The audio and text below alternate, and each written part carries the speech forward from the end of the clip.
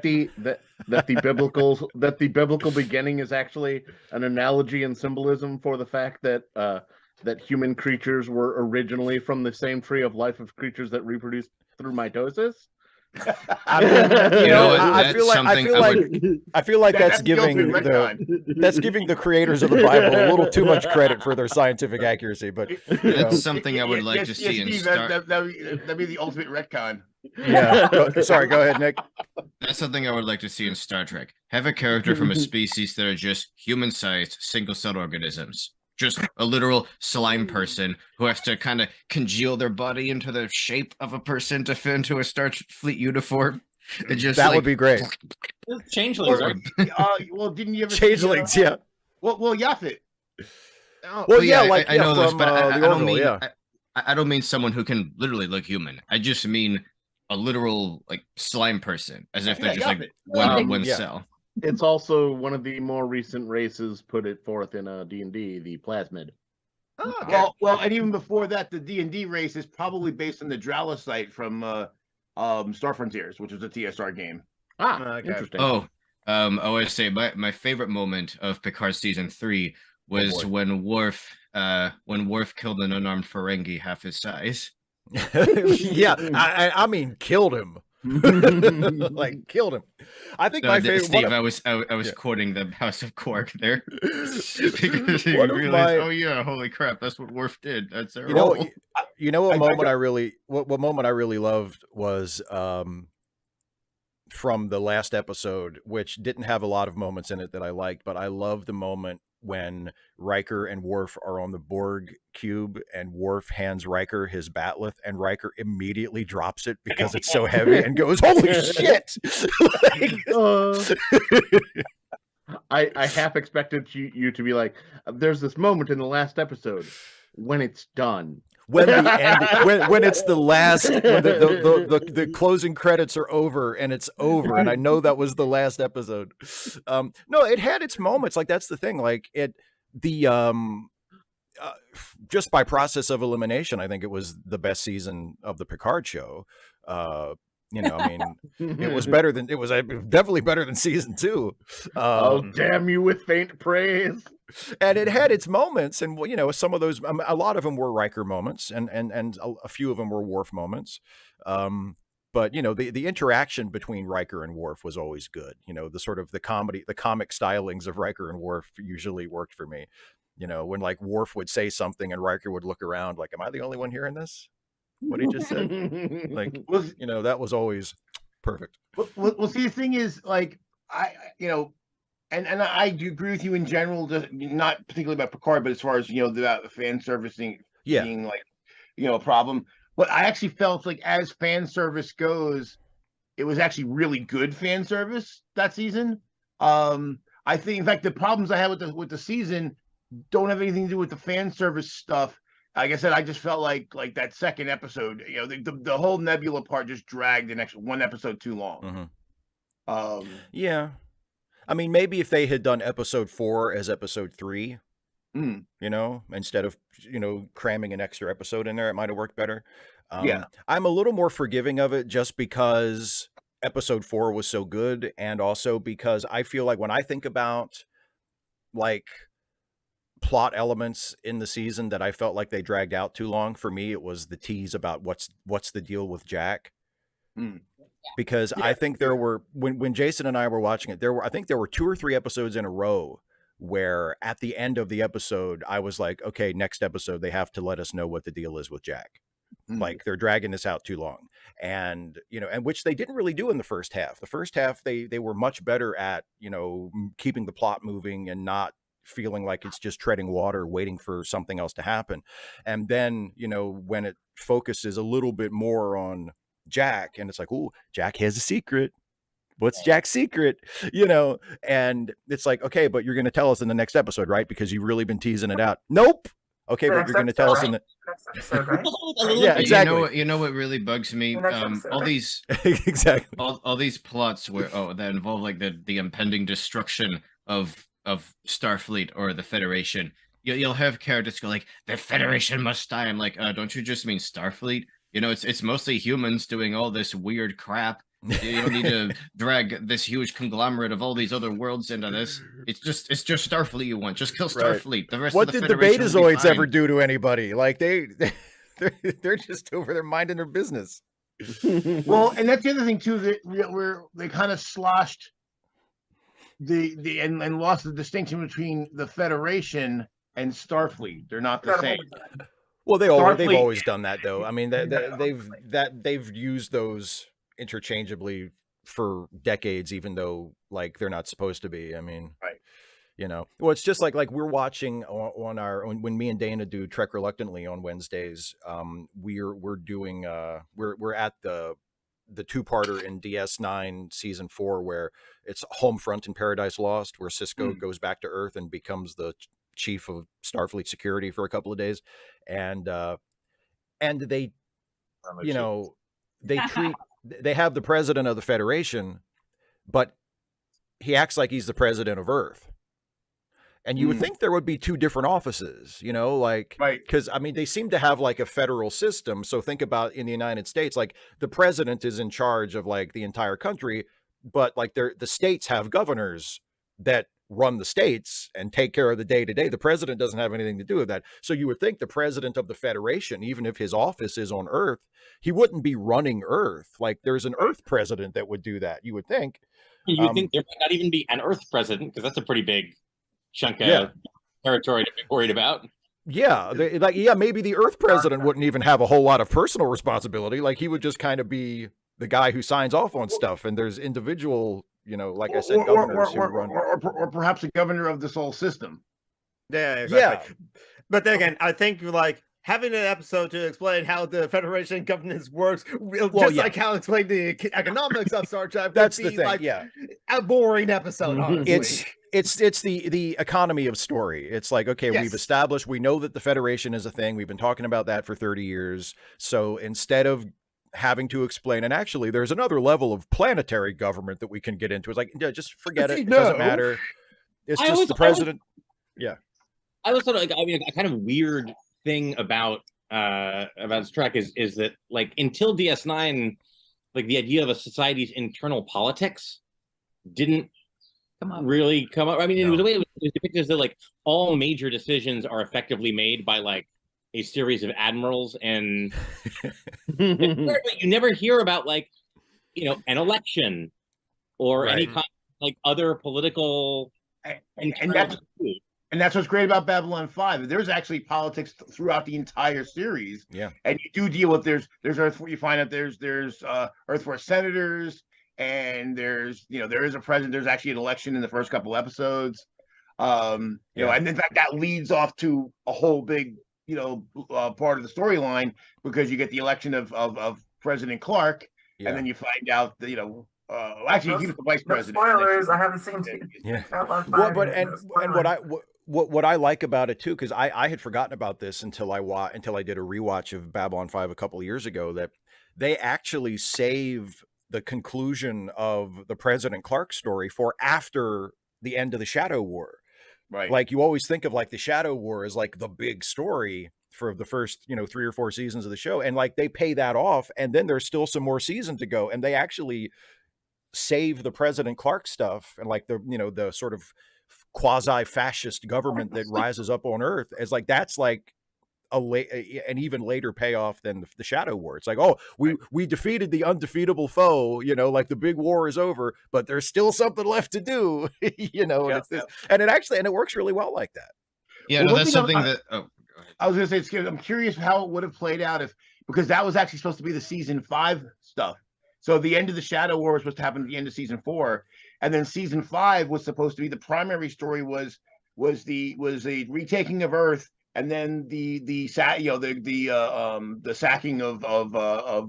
Centauri Prime, and then mixed in that was the B story was supposed to be the telepath. So the first B story is going to be, you know, Sheridan captured and all that stuff that happens there, and then the second B story was supposed to be the tragedy of telepaths, in the second half of the season. So it would be interesting to see what would have played if they didn't rush. If they didn't basically truncate season 4 and then squeeze season 5 into the second half of season 4, I'd be curious to see what would have happened or what could have happened if they had done it that way. Because go ahead, Nick. Sorry. I was just trying to say that's something that I actually like that not that many stories do, because conventional wisdom says you have to go out on a high note, you have to have this big climax, and the story ends. Or then you drag it out needlessly. But I like when stories, they'll have the big moment and then they'll have something of an epilogue. Maybe just one more episode or one more movie, just to get it out of their system and wind things down a little bit to like a more natural Objects at Rest. That was the Objects at Rest episode of actually there was two. There was Objects in Motion and Objects in Rest. There were the penultimate episodes of Babylon 5. And the coolest part there was that at the end of Objects at Rest, all the major players have left Babylon 5 and all their replacements have shown up, and then they show on the command deck the analogs to all the former major characters. And the idea is that, well, the story never ends. The story is always ongoing, and there are loose ends, and that's on purpose. That we didn't wrap everything up with a nice tiny bow. It was like, hey, it's just this is just a continuation of the story. I also appreciate when they're able to lower the stakes of a story where the stakes are usually stupidly high. Like Halo is an interesting example. Those games, because the Halos themselves, these huge space rings. From the first game, the stakes are the entire galaxy, because they're made to wipe out most life, basically anything larger or more intelligent than an axolotl. Just like, so the stakes are incredibly high from the first second. But then a few games in, after the galaxy has been threatened over and over again, you just have this smaller story about a soldier who crashes in a ruined city and is just trying to find like 2 or 3 of his fellow soldiers, and those are the stakes. That's all that's happening. That sounds like a refresher. Refreshing. And after all the bigger stories, some people find it difficult to, dial it back, to get invested in a story where only a few lives are at stake. Well, I mean, there were like 100 bajillion lives at stake before. Why am I supposed to get excited about this? Just be human for a second. Yeah. That's actually go ahead. That's actually why I really liked Reach, because in Reach the stakes are nothing. Like from the get-go that everyone dies. Like there is no winning. Reach falls. Everyone dies except for the Pillar of Autumn. And then you think about something like Star Wars, where that is an unfortunate example of virtual storytelling, where they have to make it bigger every time. Like, okay, we made this space station that blows up planets and it's gone. Okay, we built another one. It's a little bigger and it can shoot before it's even finished and it's gone. Okay, we just spent the last 30 years hollowing out the core of a small planet and slapped a gun in it that's as big as the original station. And this blows up entire solar systems and can fire from basically anywhere because the beams travel through hyperspace. And then even though they had to make it even bigger. Then they had to make it even bigger. It's like, okay, now it turns out Death Star laser technology is efficient and compact enough. We could just slap these puppies on the bottoms of normal ships. So we're sending out a whole fleet to blow up all the planets. When you have to make the threats bigger every time, you reach such catastrophic levels of collateral damage. It is incomprehensible.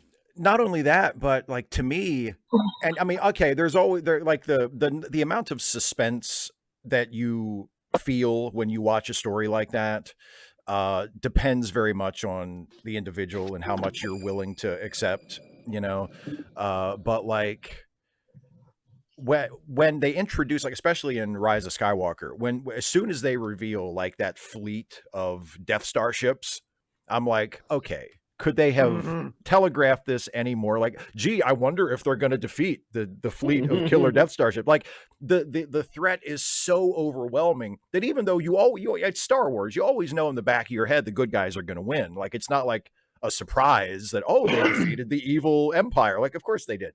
But when the threat is so overwhelming and over the top, it's like, okay, seriously. That's the entire point of Warhammer, that countless, like trillions, quadrillions of humans die in this miserable war every day. So many that you can't possibly give a crap anymore. Right. Yeah. Well, see, here one thing too, and this is something, Steve, you talked a little bit before about pacing, and you and I have talked together about as far as the problem with short seasons, and why the 10 episode season is kind of too long and too short. Because because the problem is like, okay, you think about raising the stakes and then dropping them down. So I was just looking like, so episode 10 of season 3 of Babylon 5 is Severed Dreams, huge episode. This is where Earth, the Babylon 5 declares independence. It gets attacked by Earth Force, gets defended by the Minbari, just whole big major battles. So what Straczynski did is he realized you can't be on this roller coaster forever. You need to settle, you need to slow down and go for those smaller stories. So the next episode is Ceremonies of Light and Dark, which so Delen's trying to give to the ceremonies. They're like, okay, we've made this big change, and now we have to, because she's a religious caste, and the Minbari are very spiritual people, and they have this, everything's a ritual. So she's trying to do this, and there's a whole bunch of small stories. The biggest thing is there's an assassination attempt, but even there, that's something that affects one person. And so everything is so all the stakes go from like this, galaxy shaking stuff down to, a bunch of little stories as kind of like almost like a palate cleanser to kind of like, let's slow things down and get back to the individuals and away from the big, broad strokes. Yeah. Well, because I think a lot of times, especially in like sci-fi or superhero franchises where, there are these huge stories where it's like the fate of entire planets hangs in the balance or the entire galaxy hangs in the balance. I think the people who make those stories, both like, the actual writers and directors and also the studio executives and people who are in charge of like, no, we need something bigger. Like they forget that an audience doesn't really care as long as they're invested in the story. Like look at how much money the first Tobey Maguire Spider-Man movie made, which, I mean, it has, it's been surpassed many times since, but at the time that movie was a massive hit. That movie grossed $500 million domestically. So it was a massive commercial hit. The Green Goblin isn't trying to take over the world. The Green Goblin's not even trying to take over the city. He's just and he gets his revenge, and he gets his revenge very early on. Right? You don't know what's left for him to do. You think he could hang up the glider, but then there's this Spider-Man character, and now he's interested in that. The stakes are almost entirely personal, and it's not that like, I mean, the Green Goblin is a threat to other people. Like Spider-Man would want to shut him down for the sake of the city and everything, but there's not like a specific ticking clock threat of like, oh no, if we don't stop the Goblin, then this is going to happen and everything and all is lost. Like it was a very personal stake story.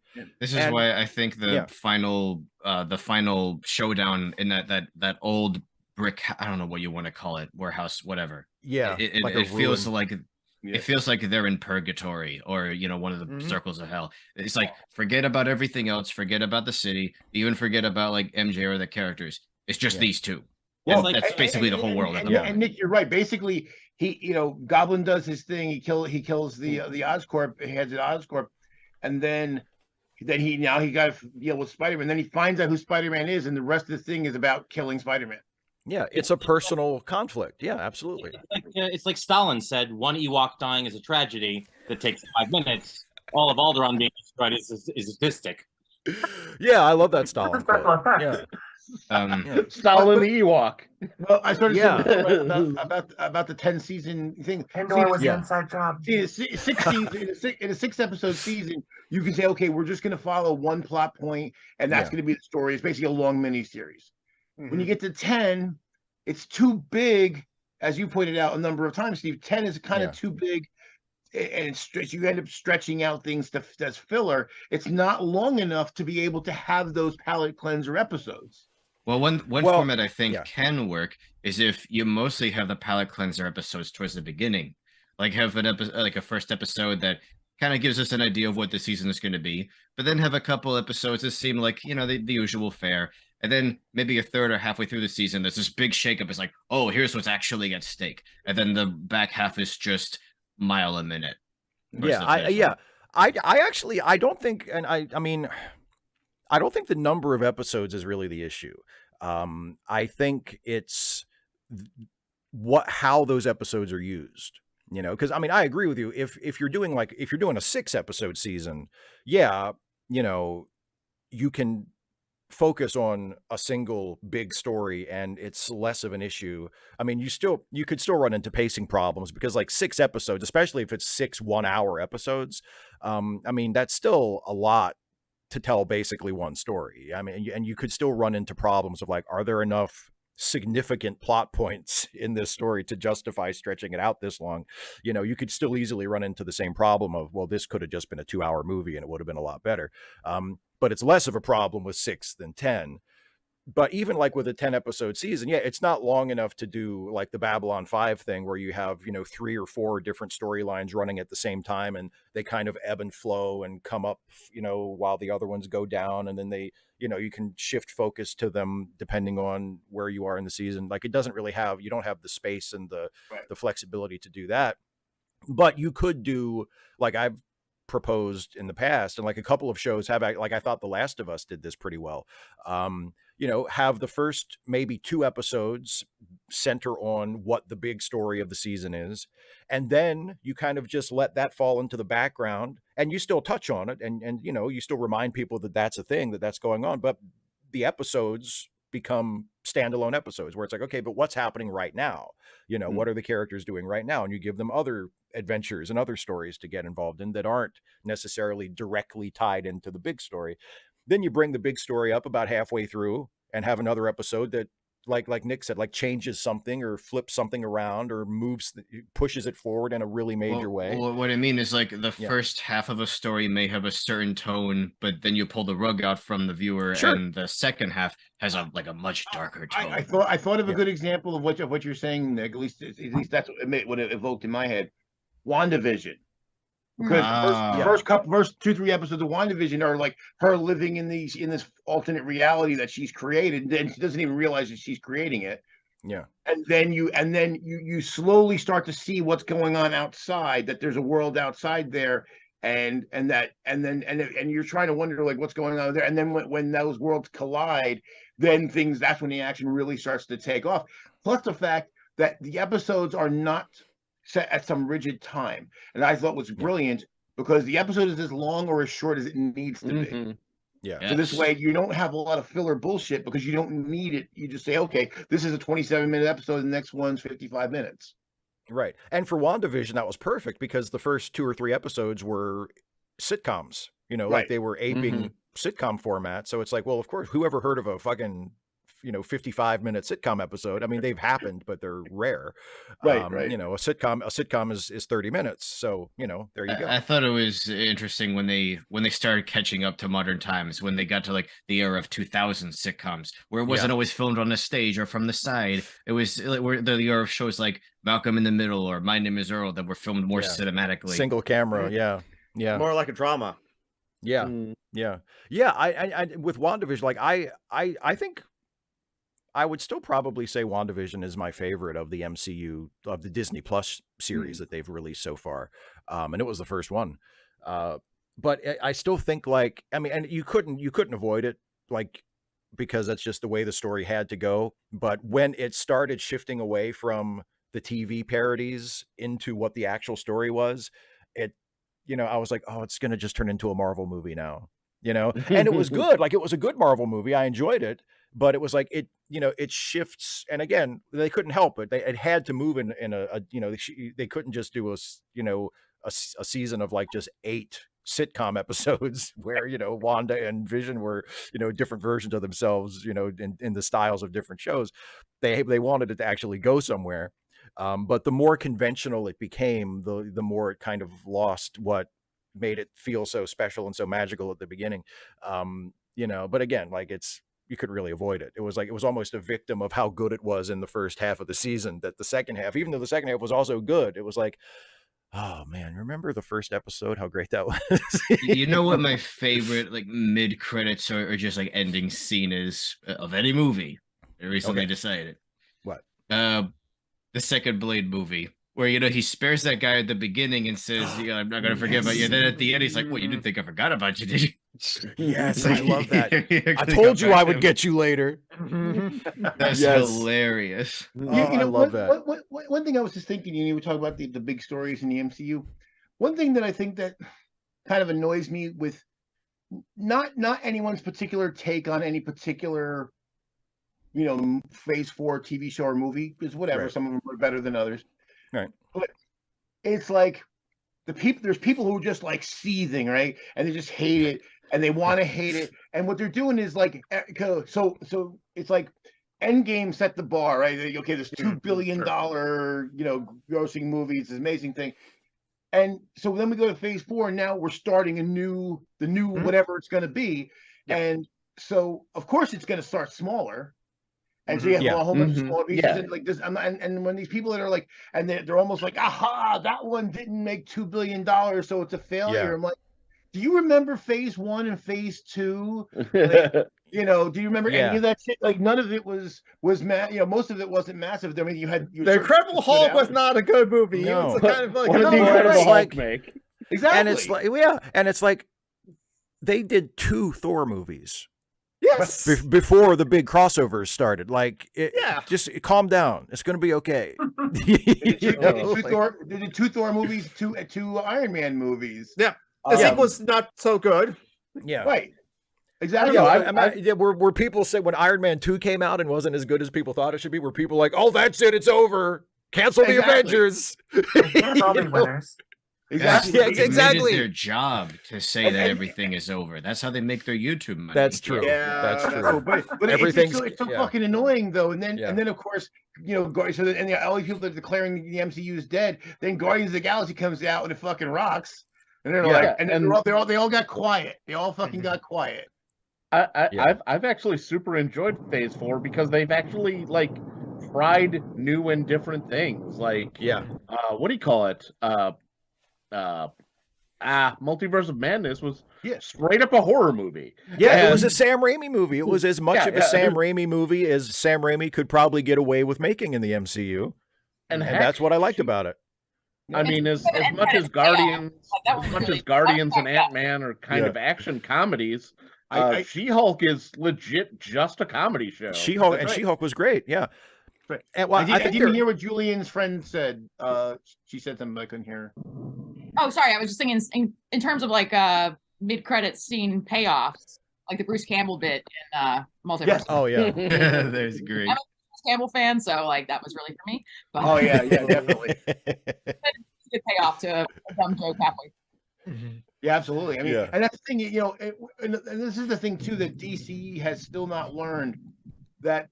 The MCU, what I love about Phase 4 is there's a bunch of new things, right? And Moon Knight and stuff like that, and everything is allowed to be its own thing, because the DCEU is still trying to make everything fucking Batman and Gotham and dark, brooding, and like James Gunn's gonna change that. Yeah, hopefully. Hopefully. James, if anybody can change it, it'll be him. But my friend Leonard Quinn has said that like James Gunn absolutely hates like the Snyderverse sort of thing and hates the grimdark thing. Well, I mean, if you, judging by his work, you would expect that. Yeah. I mean, you know, that's definitely not. I feel like this is probably not an original observation, but the sort of Snyder DCEU, it really feels like all of comics in the 90s, right? Yes. Yeah. Like, oh man, The Dark Knight Returns and Watchmen were really popular, and like instead of thinking like, oh, because they were really original and well written, they think, oh, it's because they were dark and gritty. And exactly. Like, now you got a decade of everyone having 80 patches and cybernetic eyeballs. Yes.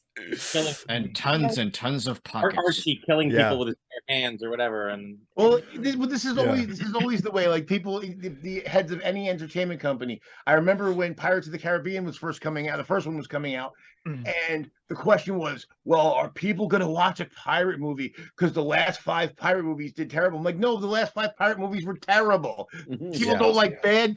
People don't like bad pirate They're movies. not allowed to let quality factor into it because quality is subjective. All they can focus on is the content, the subject matter. They like and then what did they do? Oh, they made a good pirate movie. Hey, they love pirate movies. Let's make lots of pirate movies. The point is they're not allowed to let human judgment factor into it. And they basically kept making Pirates of the Caribbean movies till they got ridiculous.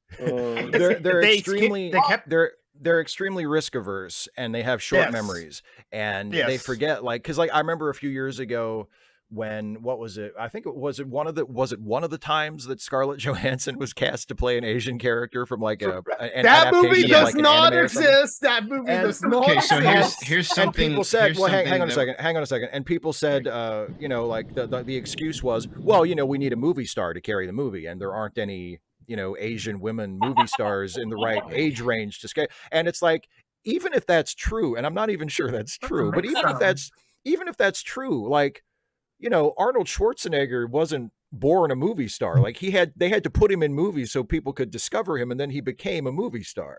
Like that's how it works. Skip that first step. That's how it always works.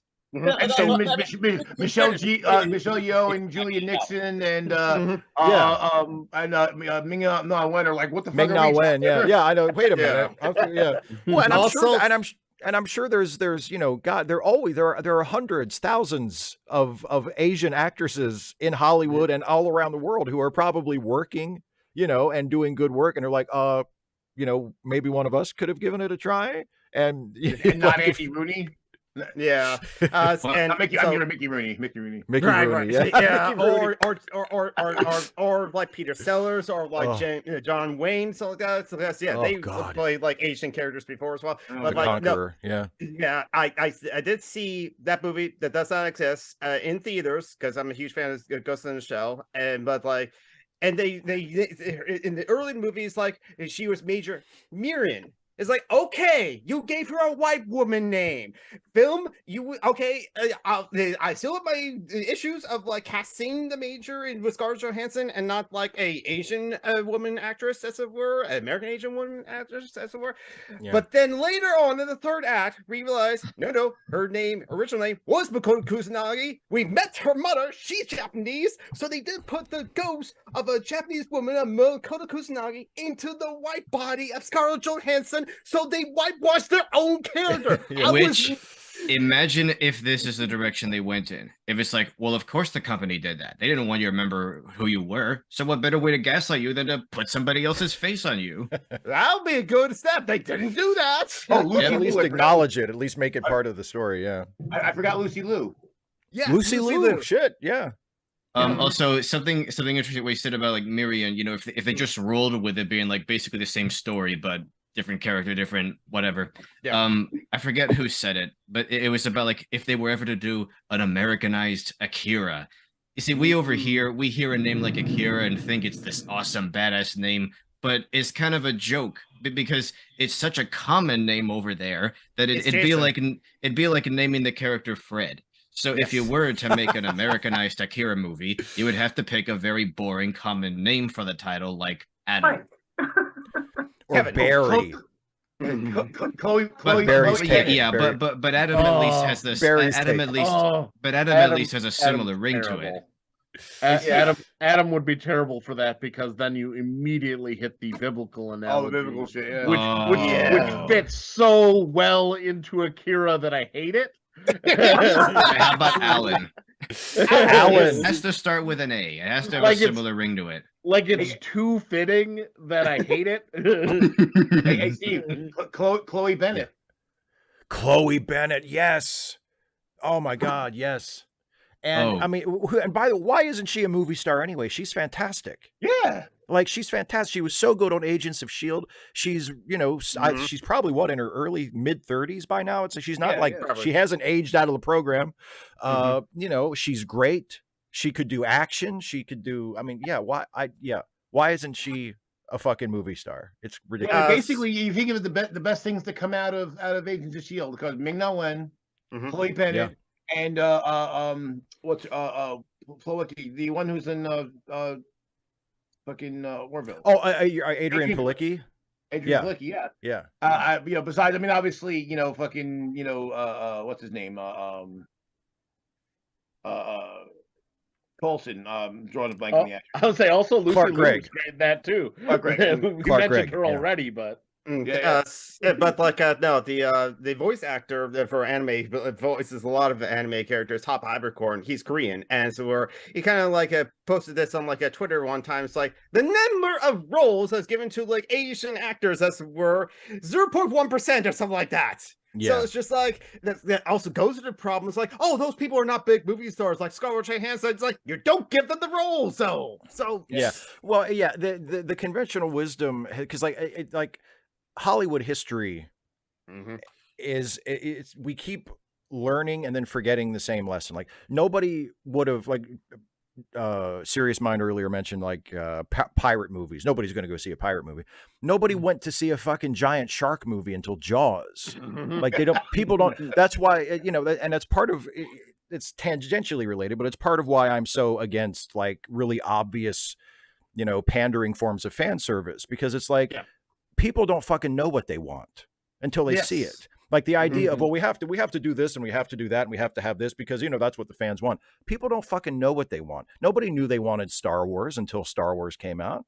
Nobody knew they wanted Jaws until Jaws came out. Nobody knew that they wanted The Rock as the biggest movie star in the world until he started making movies. And people said, oh, actually, like fucking Fast and the Furious. Who would have thought 15 years ago that the Fast and the Furious would be on like its 9th or 10th sequel and would be this massive franchise? Sequel, yes. Yeah. Or heck, Pitch Black. That basically launched Vin Diesel's career. Yeah, there you go. Yeah. I think the part of the problem here is sort of the economics of movies have changed. Where so it used to be where you could make, I don't know, Hannah and her sisters, or I mean, there used to be.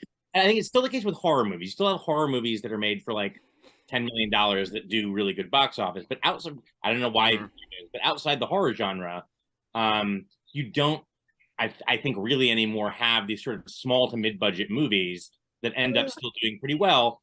And if your movie's going to cost $200 million, you naturally have to be sort of risk averse because, right, at $10 million, maybe you can take a chance on doing something original or casting some quirky unknown, whatever. And if it's like, well, okay, but you needed to raise $200 million in investment to make this thing.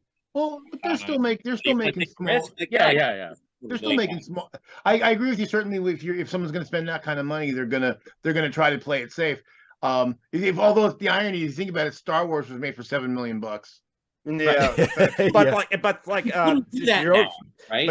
Yeah, but George Lucas like took that to like 2 different studios and they both said, I don't get it, and passed. And then 20th Century Fox like, okay, I don't get this either, but I know you did THX 1138, which actually was originally his student film, honestly. And then you did like American Graffiti. I'll take a chance on you, as it were. And so it's like, I think that studios like should take more chances, not necessarily on $2 million to like for their entire thing, but like that's what Warner Brothers doing with the Snyderverse, honestly. And it's just like they have 10 years to pay off that like $250 million investment. I mean, I think the other thing is, and maybe this is just part of the like, studio executives live in their bubble and they're not always aware of how things look or what the audience actually cares about. Like people who care about movies and people who are into the movie industry and pay attention to these things, like we notice things like how big the budget of a movie is. But most people who just want to go see a movie because, they like the actors or because, they read the comics or whatever, like nobody cares most people who went to see the Batman didn't know how much it fucking cost. They don't care. Nor do they care. No, they don't care what a movie costs. I just want to see a movie. Here's something crazy. I know we're talking about the people don't care what movies cost. Everything, Everywhere, All at Once cost $14.5 million. Yeah. Can you imagine that movie, like the way it looks, only being that much? That's ridiculous. And that's why that movie is regarded as a big hit, even though if you look at the box office grosses of it, they're really not that impressive compared to like a Marvel movie or something. But that movie is considered a big hit and was a huge like cultural thing for a lot of people. Certainly for like a Best Picture winner. It's one of the most. I mean, because most people think of like the movie that wins Best Picture at the Oscars, and you think it's like some prestige character drama or something, or like a historical epic. And it's like, no, Everything Everywhere All at Once won Best Picture, and it was like this wonderful, weird action movie / sci-fi family drama thing. And it's like, how can you even categorize it? And it wasn't that expensive to make, and it made back its budget a few times over, so it's considered a big hit, even though it wasn't like a fucking $200 million grossing movie. Well, one thing I want to say too, as far as like people that they need to get cast, if they ever cast a superhero that is supposed to be like an Indian or Pakistani woman or Kashmiri, Desi. Yeah. If they don't cast Padma Lakshmi, they're missing several tricks. Well, can she act? I believe so. And Marvel. What's that? Ms. Marvel, isn't she Pakistani, or am I making that up? Am I? I don't know. Yeah. Well, yes, she is actually. Ms. Marvel is Pakistani, but she's a kid though, so you really can't. But I mean, Padma Lakshmi is like she's amazing. I mean, she's doing a lot of most of her shows are related to food, but yeah, I know her as like a host, but I wasn't sure if she was like if she had any acting chops or not. I swoon every time I see her. So Well, I mean, just to judge her. I mean, to judge her just by how she looks. I mean, yeah, okay, she could be Wonder Woman. She's beautiful, but like, can she act? She's very articulate. Well, in her presentation, she's very articulate, so she can speak. Go ahead. No, sorry, I just had something that was very unrelated. Go for it. Okay, now I remember. You know what makes me kind of happy? I mean, not exactly happy these days, but it's something of a silver lining. So when I was a kid, everyone was into either Lord of the Rings or Harry Potter, because those are the big things getting movies at the time. And Narnia was always the awkward middle child that people didn't care about, or if they had used this word back then, they would have described it as mid.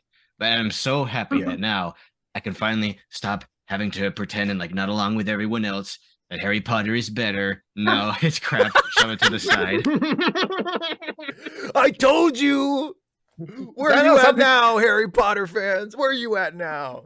I mean, some of my friends are just like, I'm just not big into Harry Potter. Honestly, for me, I still only seen the first 6 movies. I thought they were pretty good.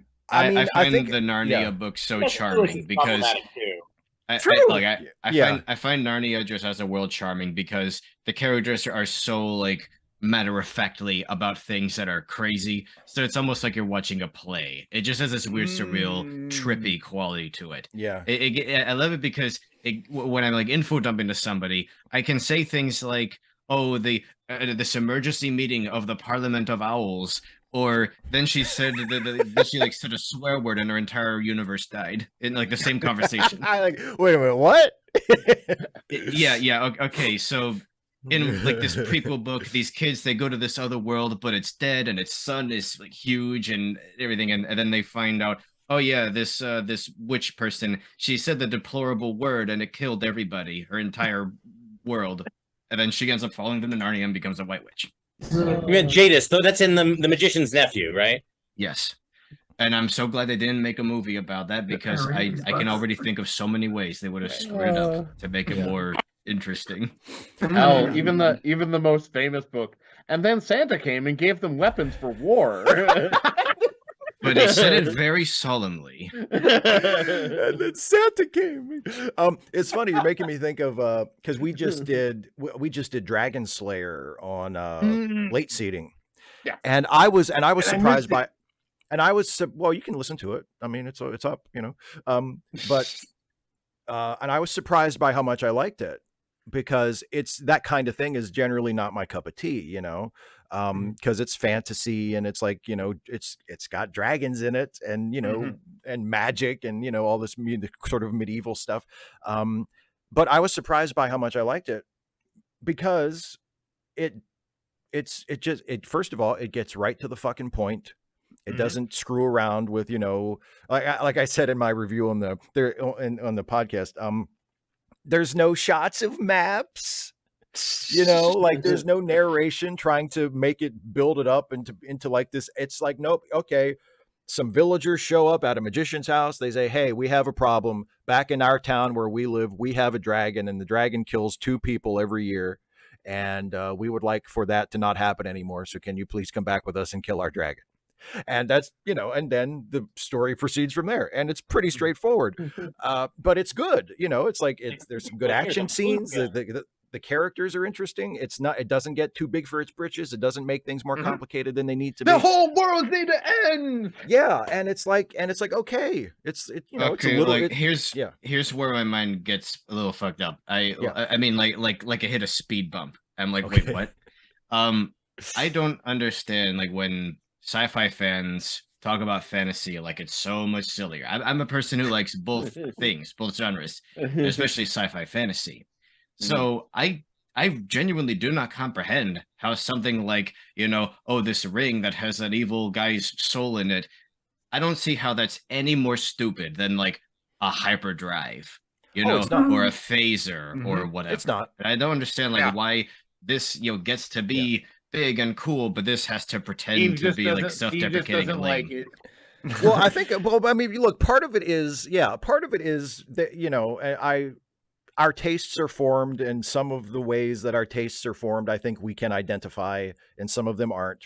There are, high fantasy just is not my thing and never has been. But to the extent I'm not talking about you, Steve. I know. But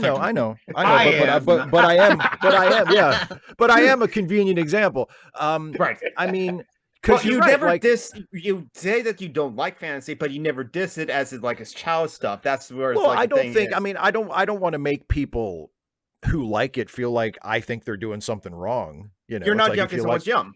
Yeah, like if you like Lord of the Rings, you like Lord of the Rings. It doesn't make you a bad person in my eyes. Like, I don't give a shit. I don't, just because I don't get it. I mean, look, I like baseball. Some people hate baseball. I don't get that.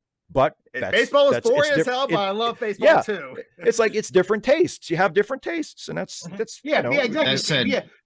People who don't like baseball are don't like baseball aren't bad people. They're just wildly confused. That's all. They just have very bad taste in sports. That's all. I have learned to recognize works that are completely up their own ass. Yes. Yeah. I like those movies, and I even like the books mostly. But there have been so many other things since then. Video games like Shadow of Mordor, The Shadow of War, and TV series, all this stuff that tries to recapture what they think people liked about that stuff. And it's just that the dumbest stories, but they speak very solemnly. And they say things like, these are dark times, there's a shadow over the world. And then I realized, oh my God, they don't get it. That's not what we liked about those. We just like seeing these like 4 little guys go on a road trip. Well, that's the thing. I was going to mention that when you brought up Harry Potter earlier, because like I feel like even if J.K. Rowling had not turned out to be such a piece of garbage, like the Harry Potter franchise was probably going to be going on a downhill slide eventually anyway, because like once the central story is over, which it unambiguously is, like the story is over, they tried to go back and do like, we're going to do prequels and we're going to do Fantastic Beasts and it's going to take place in like the 20s and the 30s. And it's like, okay, why the Wizards didn't stop Hitler and try to yes. And it's like, and I mean, I didn't see any of those. I didn't see any of those. I'm not interested in those. You can skip them. You can skip them. Yeah. Well, but like I was thinking, my thought was, okay, I mean, are the characters interesting? Like, are there people because it's because it felt like the selling point was, here's some more Harry Potter stuff. Yeah. And it's none of the same people, but it's the same world. And it's like, but I don't give a shit about the world if there's not interesting people in it. I liked Redmayne's character Newt. I thought he was good autistic representation. Well, here's one thing too, and I know, Steve, you're not into any of the role-playing games either. Right. But you do bring up something that always vexed me about because I've played a ton of fantasy role-playing games. I played sci-fi role-playing, name them role-playing game. I've tried all, every genre at least once. And the one thing that I think is kind of a shame about fantasy role-playing games is that so much of them tend to be around like killing, dangerous creatures and taking their treasure. And and the thing is that, okay, it's a fantasy world, but there's no reason why you can't have every other kind of story. You can have a political story, you can have a horror story, you can have all sorts of things. And you can have those personal stories that are like one person trying to achieve something for whatever reason.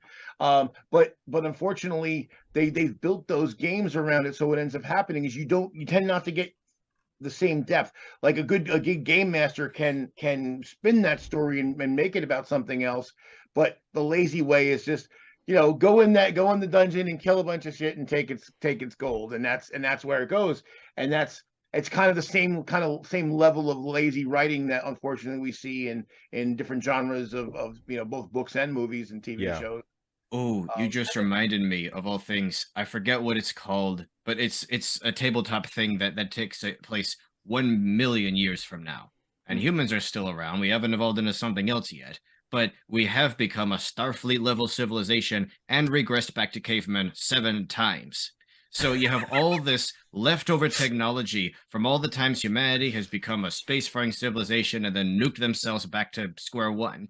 And it takes place in a pre-industrial age, so we're back to medieval times for like the 9th time, and to all the technology appears magic. So like a slime monster, that's just gray goo. It's nanomachines, and everything that seems magic is just some leftover artifact from all these futuristic sci-fi human civilizations. It's really interesting.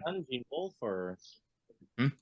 Are you saying this is a game, not a? Yes, it's a tabletop game setup. I've never but I do think it'd be a fun movie. I'll say that kind of reminds me of the Pern novels. That what do you call it? Like 12 novels in, they finally dropped this. Like, oh yeah, those dragons are actually just genetically engineered, because a spaceship crashed here 3,000 years ago.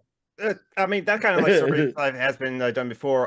The Horizon Zero Dawn games are kind of like that too, but it's only like one silver. Advanced civilization collapsed somehow now in prehistoric times, but now with like nanomachine, like a giant like animals as it were.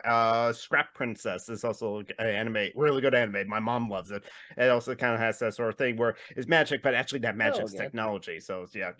But the hook of this is that it is 1-to-1 a Pathfinder, Dungeons and Dragons, Magic the Gathering kind of world, except it's all actually technology, right? And the people just don't understand it. There was a game, the TSR had a game in the early '80s called Gamma World. That was basically, it's like post-nuclear, and it was the same thing. So society has regressed back to primitive times, but yeah, there's like, you could be a mutated animal, so you could be like a rabbit that's like bipedal and talks, but then there's also technology, so there's blasters, and there's nothing like magic, but there is like psychokinetic powers, telepathy and that kind of thing. Julian, you were trying to say something. Well, just one of the things I was thinking in terms of the sort of the relative kind of cultural sort of status of high fantasy and sci-fi is, I was just trying to think, between Tolkien and say the mid '90s, I cannot think of a kind of a high fantasy author just of the caliber of some of the people who were working. I mean, is there, again, sort of pre, let's say 92 and after Tolkien, is there a fantasy author who you would kind of rank with Ursula Le Guin or Philip K? I mean, I liked, when I was a kid, I read whatever Terry Brooks and R.A. Salvatore and that stuff a little bit. But they're not. It was they're fun, but I was never with Ursula Le Guin, right? It was no like. I was gonna say these are kind of on the same level of kind of Weiss and achievement. Hickman are fun, but they're not like amazing writers. I mean, you could add Ursula Guin that. Yeah, at the same time she was doing. She was doing some of the best science fiction. She was also doing Earthsea. So. That's true. Yeah, I guess the only thing I could think of would be like David Eddings, like the Belgariad series, but then his the second Belgariad series sucked, and but then there was the Millennium Throne series, and that was actually pretty good. But yeah, so basically the Belgariad was like, probably of all the fantasy stuff I've read that wasn't Tolkien, this was probably the best. But then they kind of like, in the second series, you kind of redid almost the same story. And the weird part is it was so self-referential because the characters kept saying, it felt like we've been here before. I'm like, yes, because you've done this fucking story already. John Burns has a super chat. Didn't the Narnia movie suffer because of the religious aspects? I don't know. Aslan was Jesus. Yes, Aslan was like an allegory for Jesus because C.S. Lewis is a Christian. That's what we're. Those movies suffered because they tried to make them epic. When again, it's a really weird, trippy world. That's kind of the point of it. And of course, you feel kind of sad for the fantasy creatures that are miserable, but they're also quirky, and that's like the fun of it. But in the movies, they just wanted it to be Lord of the Rings. Like the Voyage of the Dawn Treader. When they got to that, I like that movie actually. But it completely missed the spirit of it. Look, That was one of those stories where the stakes were supposed to be small. It's just this prince who wants to find these 7 guys who meant a lot to him growing up, and he finds the first one, who seems to be pretty well off on some island. The next few, they're either dead or turn into gold or some other thing. And it happens so much, you start to wonder if he's going to find anybody else. That's the stakes. It's just, is this guy going to find his friends? But then in the movie, they had to raise the stakes and have this icky green mist that's threatening to consume the whole world. Ooh. Man, same thing with the Hobbit trilogy. It was the same thing. They took a story that was not meant to be an epic and tried to turn it into one and completely fucked it up.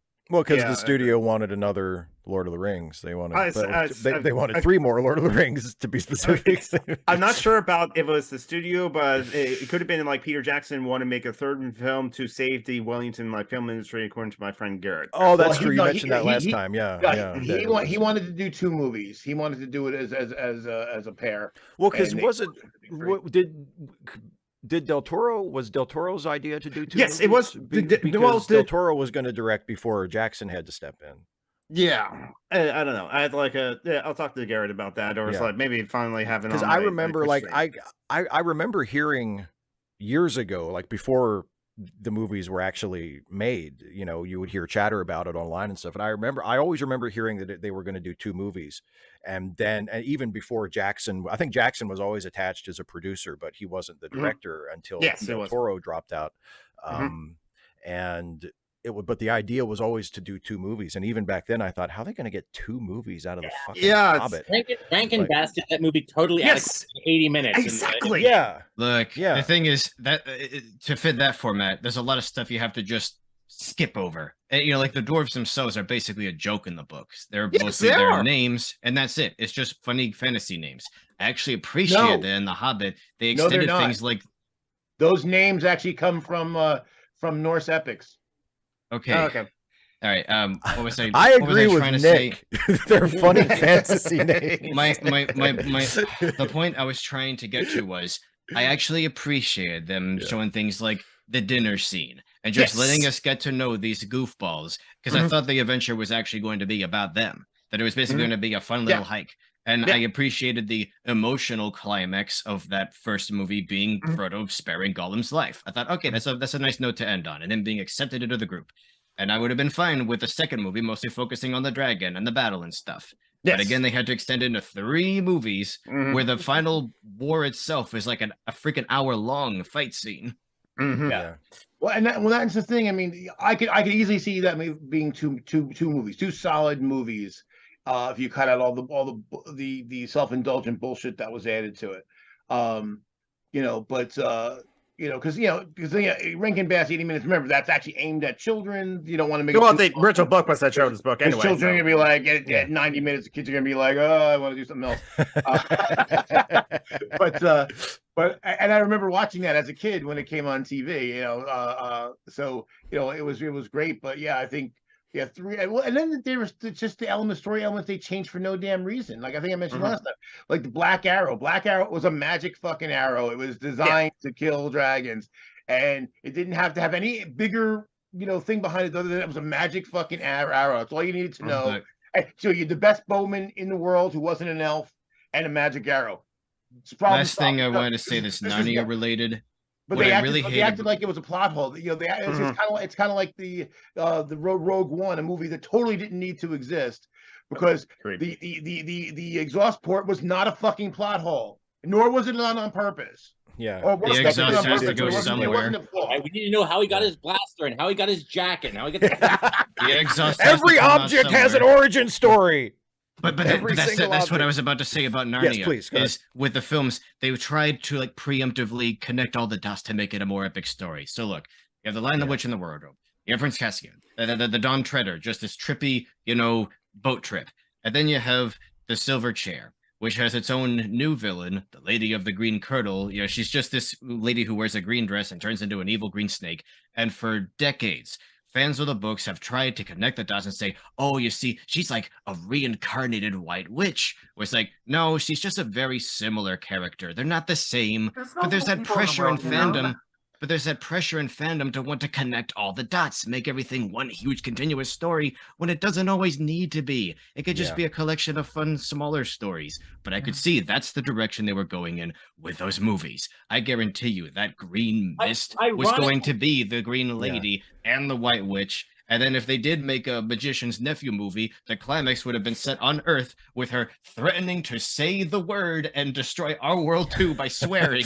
And it would have been so freaking extended. They would have just been rushing to try to close her mouth. She's going to say the word. Look out. Ironically, I think that always makes the feel smaller. It's like when you're walking around in like a RPG.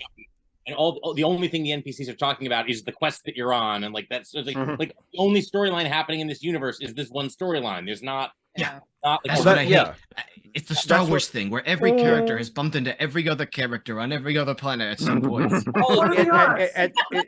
It's depending on which one you watch, it's becoming a little bit of a problem in Star Trek too, where it's like, and actually, I thought this when the first J.J. Abrams Star Trek movie came out, which I am a big fan of. I love the Kelvin timeline movies, but you know, I've said before, they have like the Muppet Babies thing going on where it's like, they've all known each other since they were in the academy. All of the people, all of your favorite characters from Kirk's Enterprise, they've all known each other since they were like 20 years old. It's like, really? Even though they're all different ages. Yeah, I mean, it is because it's like, I bet you didn't know that all the Muppets lived in the same nursery. No, I didn't know that, actually. Is that true? Yeah, sure. It's like, isn't that a little weird? They didn't meet each other as adults at certain points and they just became friends over the years. And nope, they've known each other since they were little babies. Okay.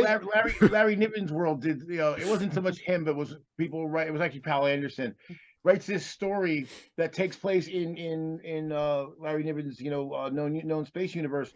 And he took a bunch of stories that some that he wrote, some that other people wrote. He took characters that had, they didn't know each other, and then wrote a prequel where somehow they all had met each other in the past. But I'm like, but they don't know each other in the future, so that makes no fucking sense.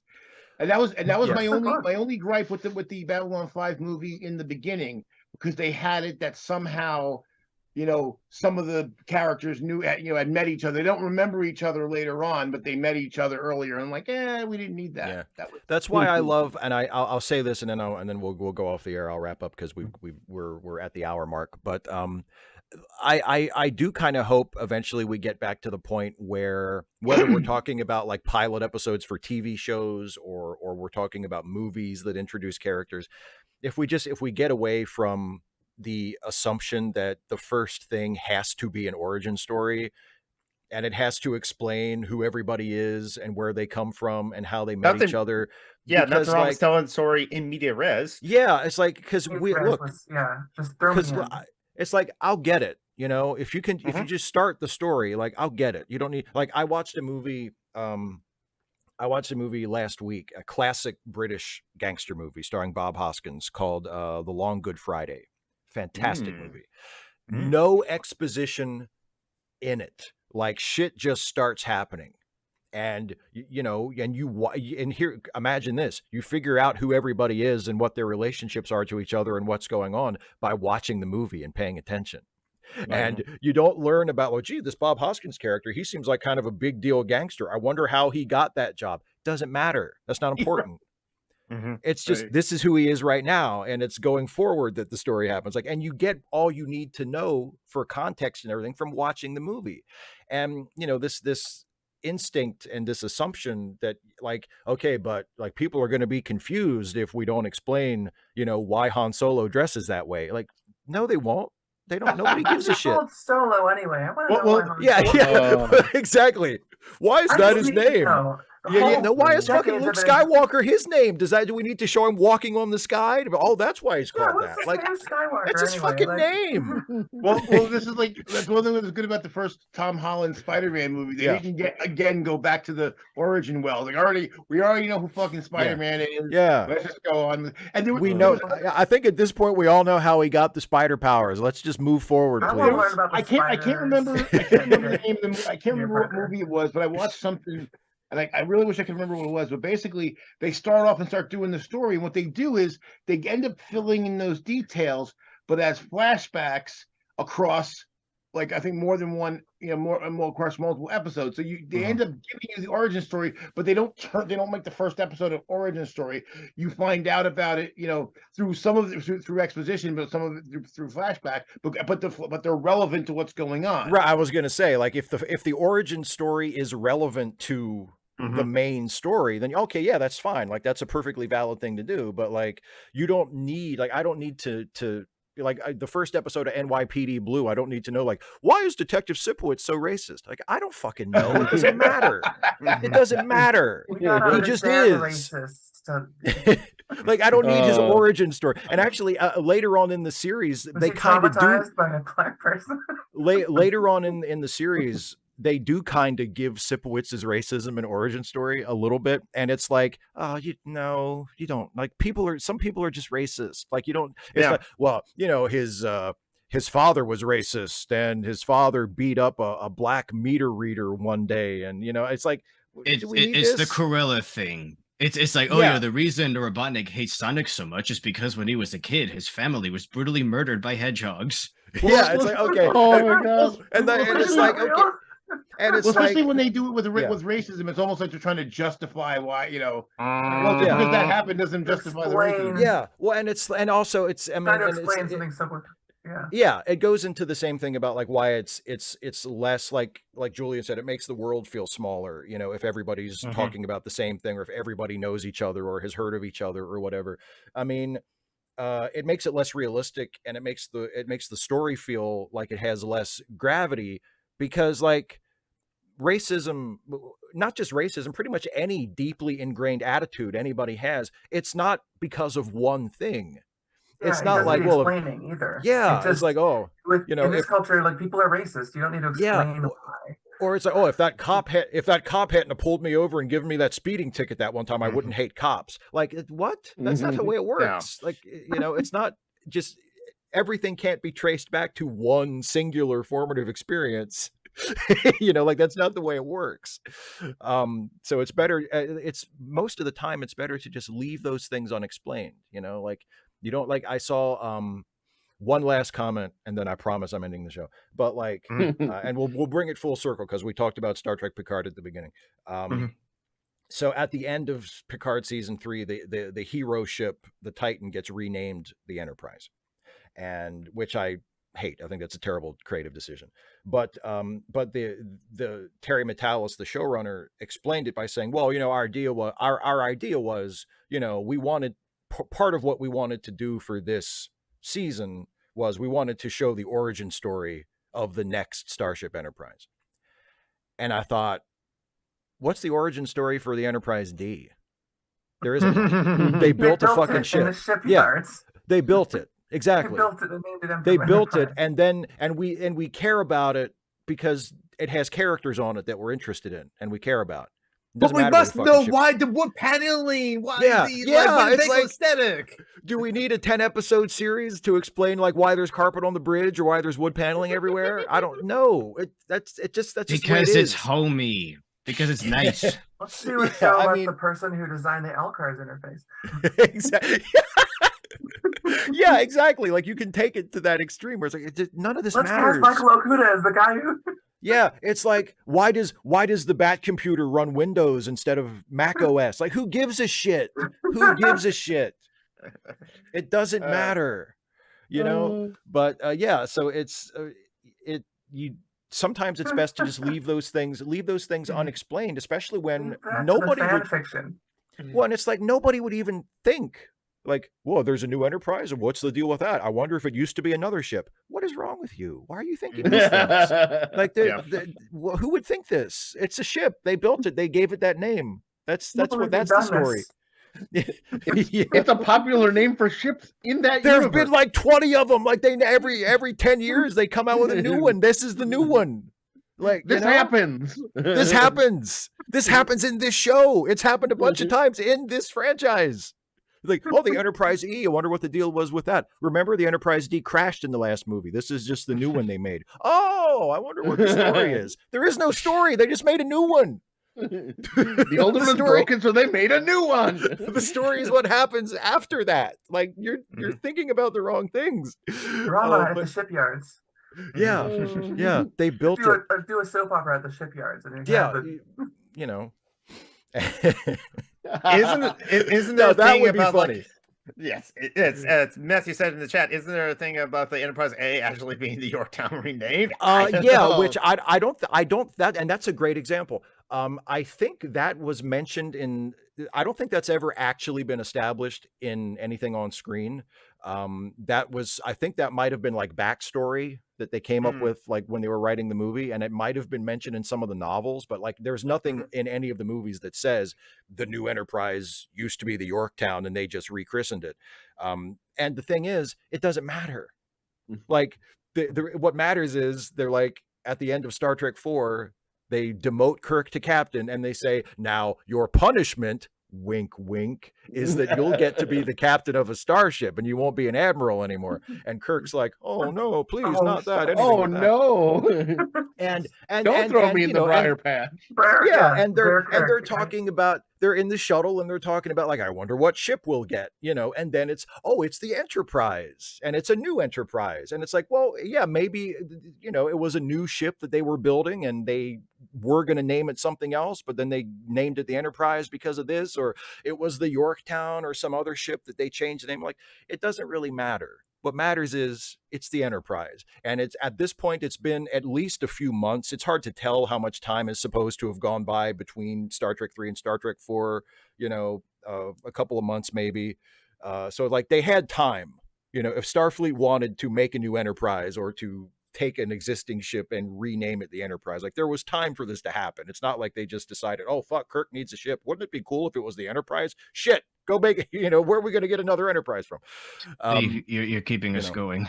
Yeah, I know. We're done. Yes. Thank you all for being here. Thank you all for watching. Patreon.com/Steve Shives. If you want to be a part of this, I do this at the last Sunday of every month for my patrons and my channel members. So if you would like to support my channel with a regular monthly contribution, you can become a patron at patreon.com or just click the join button to become a YouTube member. Thanks to everybody who is a patron or a member. Thanks to all of the patrons and members who are here with me for the show today. Happy Memorial Day to those of you who celebrate, and we'll see you next month. Bye, everyone. June 25th is the next one. Bye. Yeah, June 25th is the next one. Bye, everybody.